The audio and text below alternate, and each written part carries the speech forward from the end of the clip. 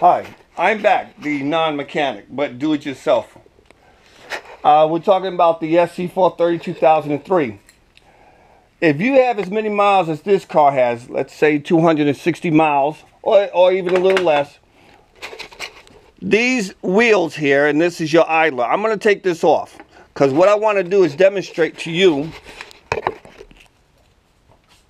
that if you hear squeaking and it's not your fan belt,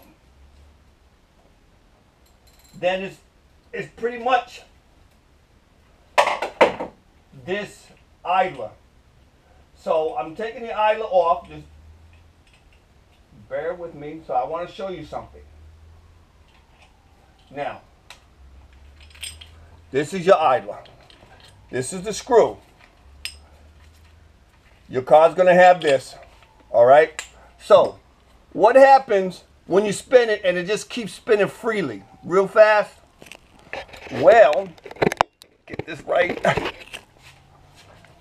When it spins and it just keeps spinning, you're pretty much out of grease. So you can do two things. You can repair this or spend about $30, $40 getting a new one. Aha. Better yet, let me show you something. Now, let me grab my utility knife. And of course, you can't find a knife when you freaking need one. But better yet, I can do it like this. Watch this. If you look close, let's go over here. Put this here.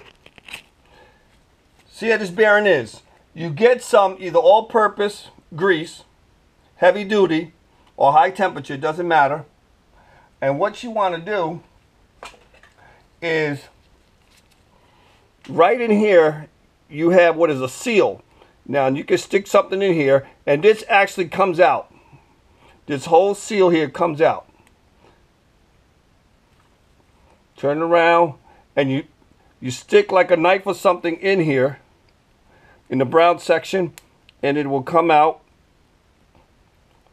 And I don't want it to come out, I guess, but you can pull this out. This whole thing comes out and you take grease and you just force it in there. Force it with your finger and then click this back in there, put it over there, and that'll help squeeze it in there.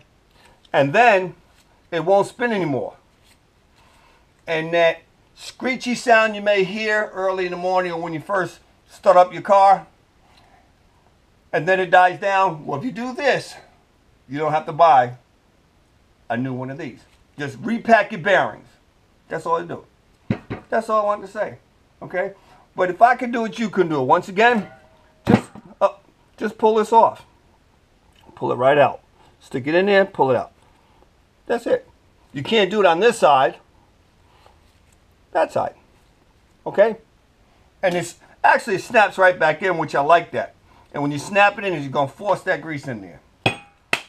I'm done for now. Enjoy.